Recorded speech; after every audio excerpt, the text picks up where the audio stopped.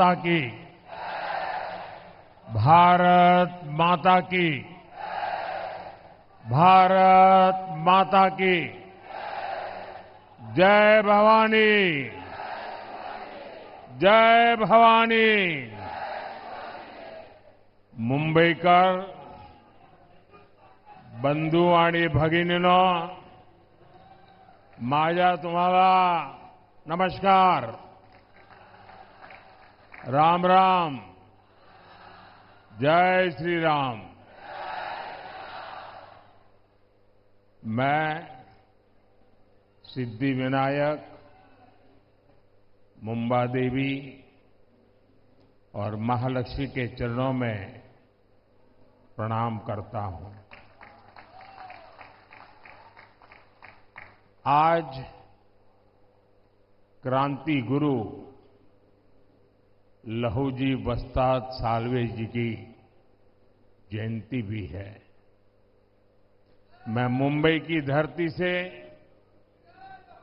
लहूजी वस्ताद साल्वे जी को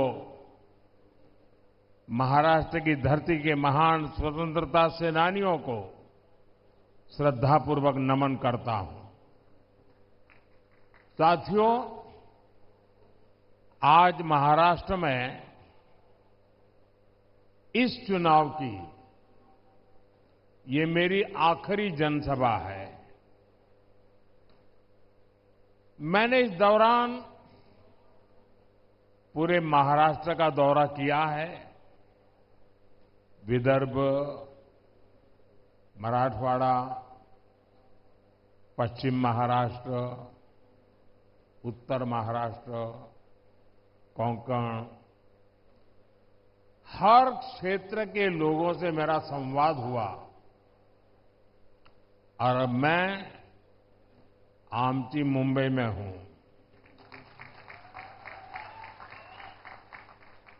पूरे महाराष्ट्र का आशीर्वाद आज महायुति के साथ है।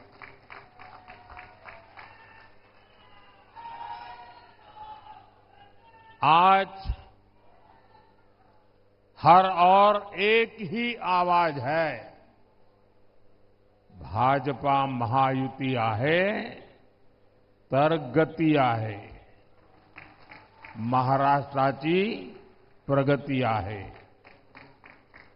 साथियों, महाराष्ट्र की धरती से हर युग में नए चिंतन की नई धाराएं निकली है। यहां से संत ज्ञानेश्वर, संत तुकाराम, संत नामदेव जैसे संतों ने, विद्वानों ने समाज को दिशा दिखाई। यहीं से छत्रपति शिवाजी महाराज हिंदवी स्वराज का संकल्प देश को दिया। लोकमान्य तिलक और गोखले जी जैसी महान हस्तियों ने देशभक्ति की अलग जगाई। आज महाराष्ट्र में एक तरफ महायुति की विचारधारा है जो इस विरासत पर गर्व करती है, दूसरी तरफ एक सोच महाअगाड़ी की भी है जो महाराष्ट्र के गौरव को लगातार अपमानित कर रही है। महाअगाड़ी के लोग तुष्टीकरण के गुलाम हो चुके हैं। ये वो अगाड़ी है जो राम मंदिर का विरोध करते हैं। ये वो अगाड़ी है जो वोट पाने के लिए भगवा आतंकवाद का शब्द गढ़ते हैं। ये वो अगाड़ी है जो आए दिन वीर सावरकर का अपमान करते हैं। ये वो अगाड़ी है जो कश्मीर में 370 की वापसी के लिए प्रस्ताव पारित करते हैं। ये कश्मीर में बाबा साहब आंबेडकर का संविधान लागू करने का विरोध करते हैं।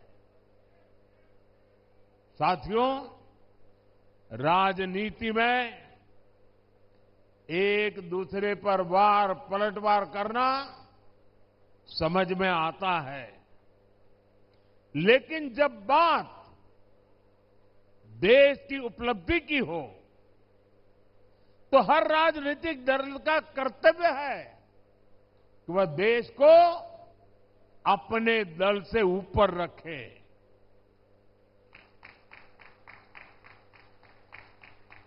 भाजपा का महायुति का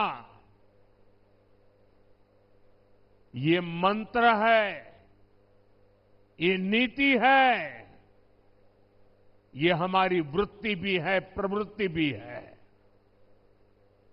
लेकिन अघाड़ी वालों के लिए देश से ऊपर उनका दल है। जब भारत आगे बढ़ता है तो अघाड़ी वालों को तकलीफ होती है। भारत की हर उपलब्धि पर अघाड़ी वाले सवाल उठाते हैं। यही लोग हैं जिन्होंने दशकों तक मराठी भाषा को अभिजात भाषा का दर्जा नहीं दिया, और जब हमने मराठी भाषा को ये सम्मान दिया तो इन्हें सांप सूंघ जाता है। इसलिए आपको महाअघाड़ी वालों की राजनीति से, उनके इरादों से बहुत सावधान रहना है। साथियों, मुंबई सपनों का शहर है, तो महायुति सपनों को सिद्ध करने वाला गठबंधन है। देश का गरीब, मध्यम वर्ग और सामान्य मानवी, जिसे दशकों तक खुलकर सपने देखने का भी मौका नहीं मिला, आज उसके सपने पूरे हो रहे हैं। हमारी सरकार ने स्टार्टअप इंडिया अभियान शुरू किया। आज मुंबई में बड़ी संख्या में स्टार्टअप आ रहे हैं। वो गरीब जिसे पहली बार पीएम आवास योजना में पक्का घर मिला है, वो मिडिल क्लास जिसे कम ब्याज पर होम लोन मिल रहा है, रेरा कानूनों के बाद जिसे पूरे जीवन की कमाई गंवाने का डर अब खत्म हो चुका है, वो आज अपने भविष्य को लेकर निश्चिंत हुआ है। आप मुंबई के रेहड़ी पटरी वालों पर नजर डालिए। आज लगभग 70 लाख रेहड़ी पटरी वालों को पीएम स्वनिधि योजना की मदद से अपना व्यापार बढ़ाने में मदद मिली है, और इसका फायदा यहां मुंबई के भी हमारे 1 लाख से ज्यादा रेहड़ी पटरी वालों को मिला है। और मैं मुंबई के हमारे साथियों का आभार व्यक्त करता हूं कि 1 साल पहले मुझे इन सभी रेहड़ी पटरी वालों के कार्यक्रम में आने का अवसर मिला था, और उनके चेहरे पर जो उमंग था, उत्साह था, कुछ कर गुजरने का मादा था, वो वाकई प्रेरणा देने वाला था।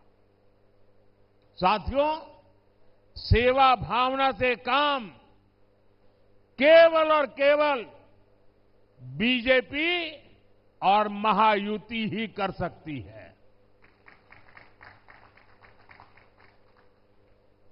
और मैं बड़ी नम्रतापूर्वक आपको कहना चाहता हूं, और आप मेरे जीवन की हर गतिविधि से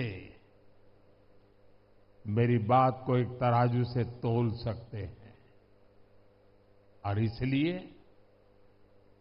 मैं जिम्मेवारी के साथ भी कहता हूं और पूरी नम्रता से कहता हूं, आपके सपने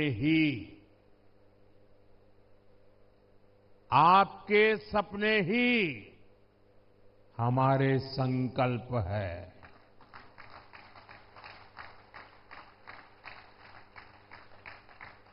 मोदी आपके सपनों को जीता है,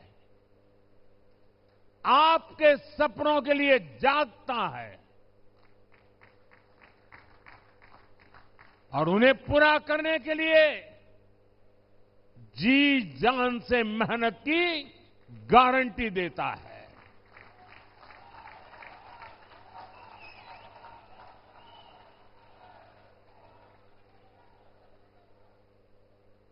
साथियों, आज दुनिया का हर देश अपने बड़े शहरों को आधुनिक बनाने में लगा है। मुंबई के लिए यही सपना बीजेपी और महायुति ने देखा है। आज हर मुंबईकर देख सकता है कि हम कितने बड़े स्केल पर विकास कार्यों को आगे बढ़ा रहे हैं।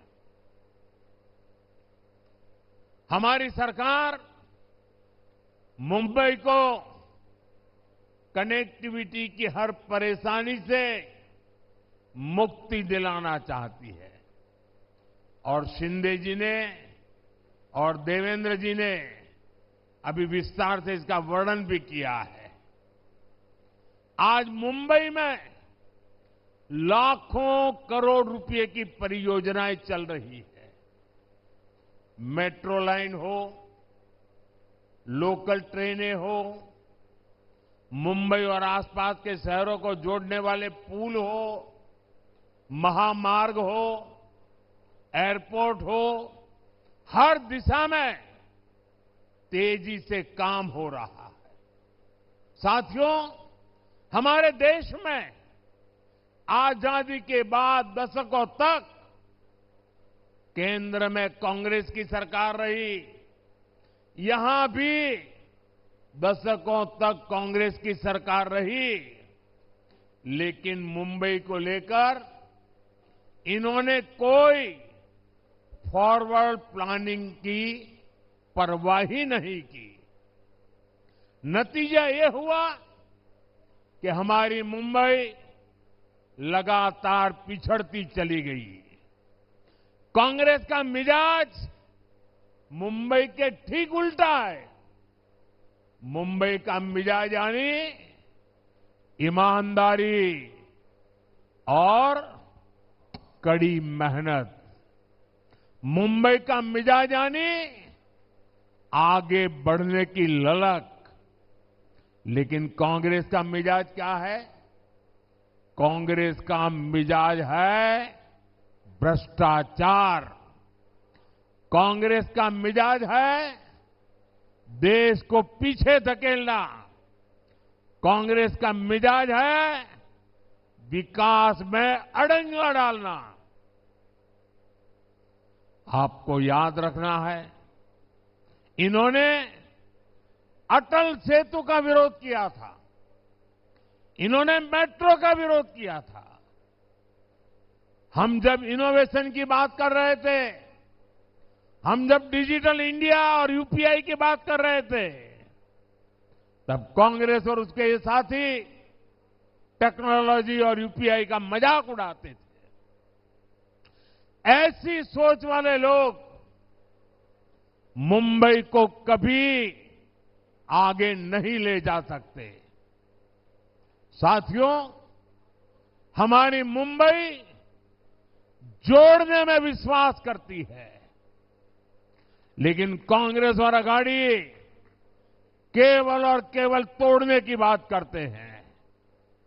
मुंबई में हर जाति समुदाय के लोग आते हैं, हर भाषा के लोग आते हैं, एक साथ रहते हैं, लेकिन महाअघाड़ी वाले जाति के नाम पर लोगों को लड़वाने में लगे हैं। साथियों, कांग्रेस का शाही परिवार दलितों, पिछड़ों, आदिवासियों से नफरत करता है। सरकार बनाने के लिए तड़प रही कांग्रेस बिना पानी को जैसे मछली तड़पती है ना, वैसे एसटी, एससी, ओबीसी की एकजुटता तोड़ना चाहती है। इसलिए वो एसटी की जातियों को आपस में लड़ा रही है, एससी, ओबीसी की जातियों को आपस में लड़ा रही है। ये जातियां लड़ेगी तो कमजोर होगी, और जितनी ज्यादा जातियां कमजोर होगी, कांग्रेस मजबूत होती चली जाएगी। मजबूत कांग्रेस सरकार में आकर एसटी, एससी, ओबीसी की उनको तबाह करेगी, आपका आरक्षण छीन लेगी। और इसलिए ही मैं बार बार कह रहा हूं, आज इस बात की सबसे ज्यादा जरूरत है। जिस प्रकार से अघाड़ी के लोग कारनामे कर रहे हैं, जिस प्रकार से कांग्रेस के शाहजादे देश में तबाही की भाषा बोल रहे हैं, तब आज एक बात बहुत जरूरी हो गई है, और वो है, एक है तो सेफ है, एक है तो, एक है तो, एक है तो। मुंबई तो बाला साहब ठाकरे के सिद्धांतों का शहर है। मुंबई स्वाभिमान का शहर है, लेकिन अघाड़ी में एक ऐसा दल है जिसने बाला साहब का अपमान करने वाली कांग्रेस के हाथ में अपना रिमोट कंट्रोल दे दिया है।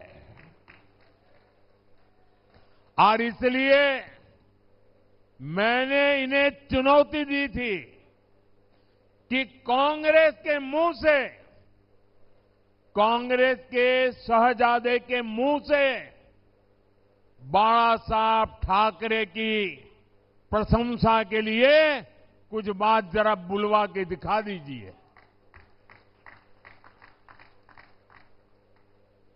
अरे एक बार तो कांग्रेस के शाहजादे से मुंह से निकलवाइए, हिंदू हृदय सम्राट बाला साहब ठाकरे।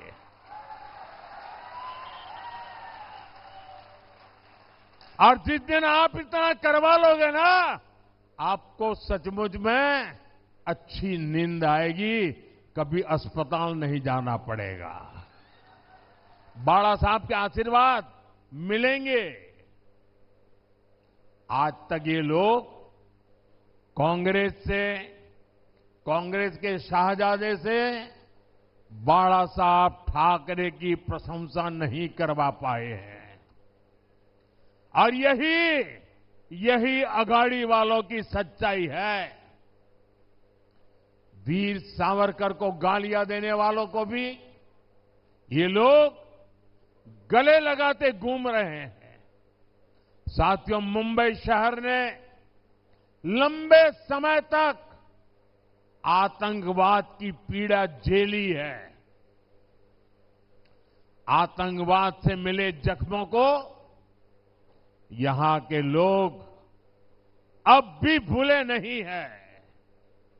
एक समय था जब हर कोई यहां बसों में, ट्रेन में, लोकल में डर डर के चलता था, लोग सोचते थे कि आज अपने परिवार से मिल पाएंगे या नहीं, घर लौट पाएंगे या नहीं, अनहोनी की आशंका लगी रहती थी। लेकिन बीते वर्षों में लोगों के मन में सुरक्षा का भाव आया है। यही पुलिस थी, यही सुरक्षा एजेंसियां थी, यही सरकार थी, यही फाइलें थी। लेकिन तब सरकार और थी, आज मोदी है।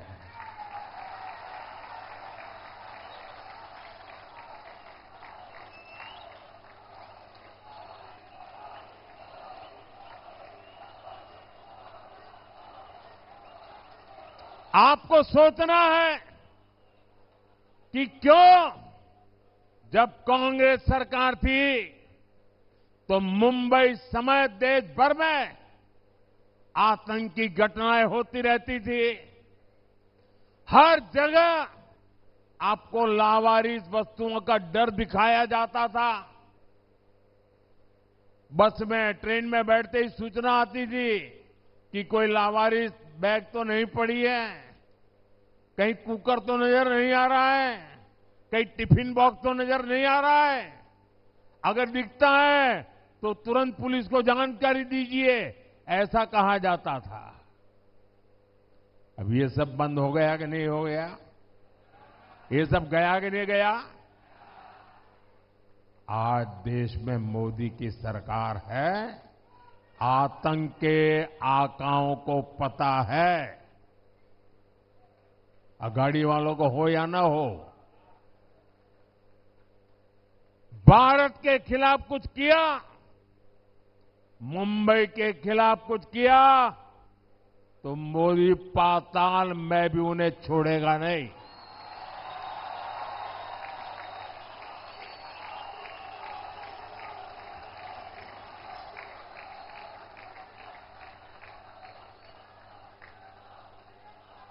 साथियों, मुंबई की एक बहुत बड़ी ताकत है महिलाओं की भागीदारी और वुमेन लेड डेवलपमेंट। देश के दूसरे शहरों में भी मुंबई की मिसाल दी जाती है। आज स्टार्टअप्स को लीड करने से लेकर ड्रोन दीदी की भूमिका निभाने तक महाराष्ट्र की महिलाएं देश को दिशा दिखा रही है। महाराष्ट्र में 27,000 से ज्यादा स्टार्टअप्स, जिनमें से अनेकों स्टार्टअप का नेतृत्व महिलाएं कर रही है, हमारी माताएं, बहनें, बेटियां कर रही है। देश भर में 70,000 से ज्यादा ऐसे स्टार्टअप्स हैं जिनमें कम से कम एक महिला डायरेक्टर के रूप में उसका नेतृत्व कर रही है। महिला नेतृत्व वाले कई स्टार्टअप्स मुंबई बेस्ड हैं। ये महिलाएं बड़ी संख्या में रोजगार के अवसर तैयार कर रही है। महायुति सरकार की माझी लाड़की बहन योजना का लाभ बड़ी संख्या में मुंबई की माताओं बहनों को भी मिला है। पीएम आवास योजना के तहत जो घर मिले हैं, उनमें से अधिकतर घर भी महिला सदस्य के नाम पर है। इससे महिलाओं के सामाजिक आर्थिक सशक्तिकरण में तेजी आई है। साथियों, मुझे पता है मुंबई का जोश कभी ठंडा नहीं पड़ता और मुंबईकर अपनी जिम्मेदारी पूरी जी जान से निभाते हैं। और इसलिए 20 तारीख को रिकॉर्ड मतदान की जिम्मेदारी मैं आप सब मेरे साथियों को देकर के जाता हूं।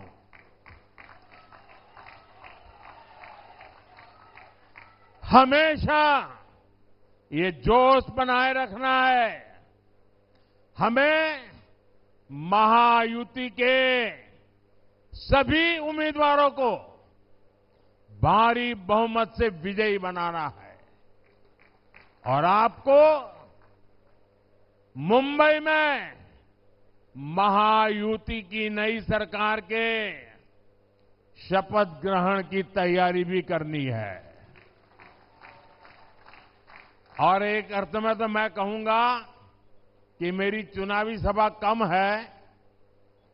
आज तो मैं महायुति की सरकार जब बनेगी, नतीजे आने के 7-10 दिन में, मैं उस महायुति की सरकार की शपथ समारोह का आपको निमंत्रण देने के लिए आया हूं।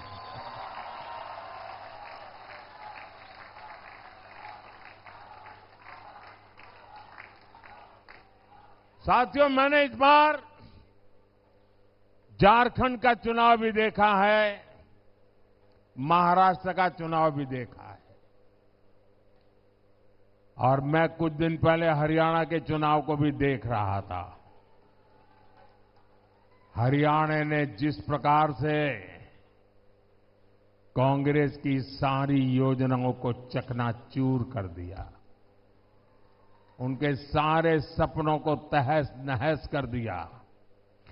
जितने मुद्दे उन्होंने उठाए, हर मुद्दे को हरियाणा के लोगों ने करारा जवाब दिया।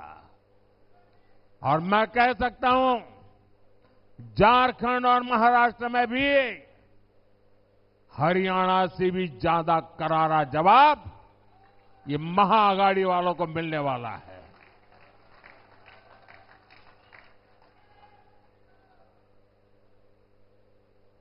झूठ लंबे समय तक जिंदा नहीं रह सकता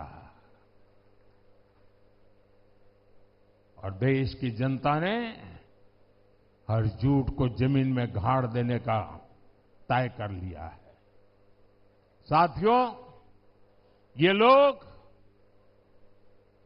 संविधान, और वो भी कोरे कागज वाला संविधान, कुछ भी नहीं लिखा हुआ ऐसा संविधान, लेकिन देश को मैं बताना चाहता हूं, इस देश के लिए शर्म की बात है, हम सभी देशवासियों के लिए शर्म की बात है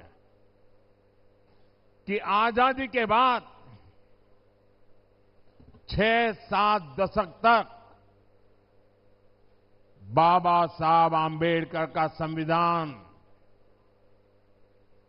जो हम सबको चलाता था, वो बाबा साहब आंबेडकर का संविधान पूरे हिंदुस्तान में लागू नहीं हुआ था।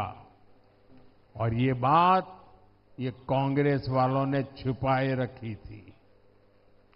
इस देश में जम्मू कश्मीर में बाबा साहब आंबेडकर का संविधान नहीं चलता था। वहां विधान अलग था, वहां प्रधान अलग था और वहां का निशान भी, झंडा भी अलग था।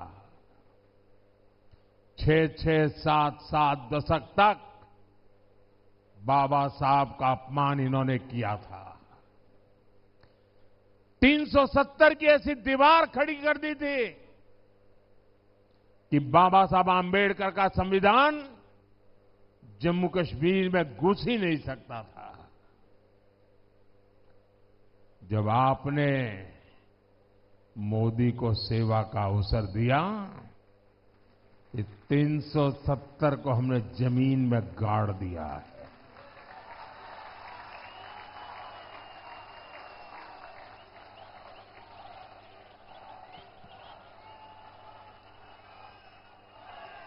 और तब जाकर के बाबा साहब आंबेडकर का संविधान जम्मू कश्मीर में लागू हुआ।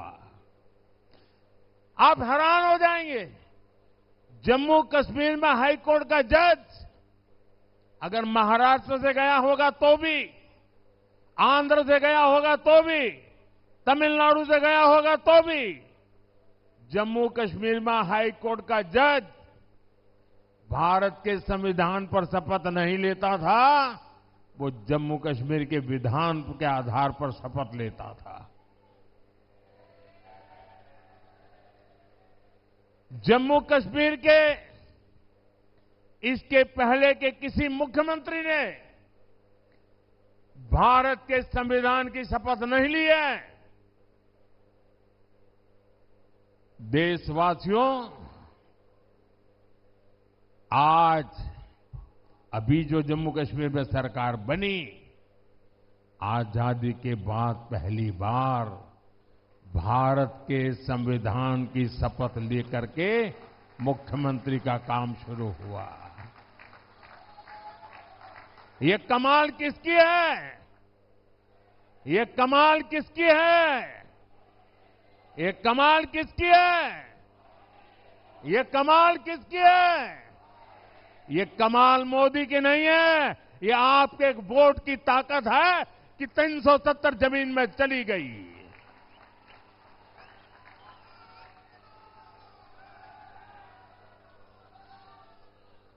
और इसलिए आपके वोट की ताकत को समझ के फिर से एक बार मुझे महाराष्ट्र की सेवा करने का मौका दीजिए। मुझे आपके सपनों के लिए जी जान से जुटने का अवसर दीजिए। और इसलिए मुझे महायुति का साथ चाहिए। आपके सपने पूरे करने के लिए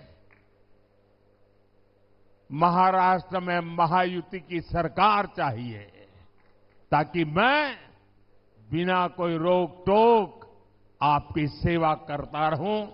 इसीलिए मैं आज आपसे आशीर्वाद मांगने आया हूं, महायुति के लिए आशीर्वाद मांगने आया हूं। मेरे इन सभी साथियों के लिए आपका आशीर्वाद मांगने आया हूं। मेरे साथ बोलिए, भारत माता की, भारत माता की, भारत माता की। बहुत बहुत धन्यवाद।